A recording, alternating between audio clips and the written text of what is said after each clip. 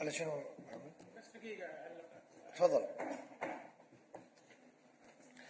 شكرا معالي الرئيس. معالي الرئيس، أنا كنت أتمنى من رد سعادة وزير المجلسين الموقر يرد على استفساري اللي عن الخبر اللي انتشر.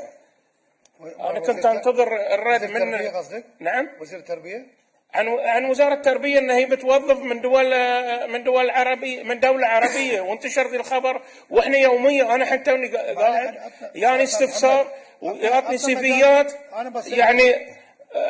معالي الرئيس، احنا قاعدين نعاني، والله نعاني. اللي يبي يشتغل بضمير في هذا المجلس يعاني الصراحة. يعني هو ذكر 5800 حين موجودين احصائية. هل انت فاخر بهم 5800 غير بحريني في الحكومة؟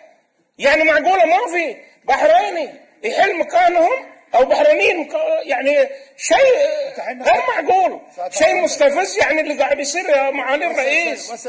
انا موسع صدري، والله موسع صدري، لكن الضغوطات الناس قاعده تقول لا انتم نواب تكذبون علينا واحنا قاعدين نسعي، لكن ما في الحكومه ما في رد.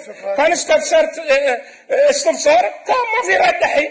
يعني الواحد غصبا عليه يطلع عن طوره. هدي شوي هدي. انا والله مهدي يا ابو سلمان. استريح الله يحفظك. انا بستريح، لكن ريحوا الشعب. شكرا مع الرئيس. يعني خلال الدعاء من سعادة النائب الأول أنا حاولت أحصل بيانات ومعلومات بالنسبة لموضوع سعادة النائب محمد العليوي.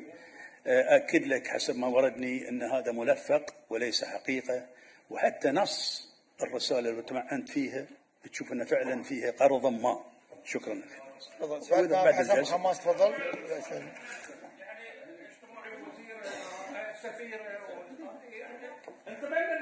تفضل سعادة النائب حسن خماس.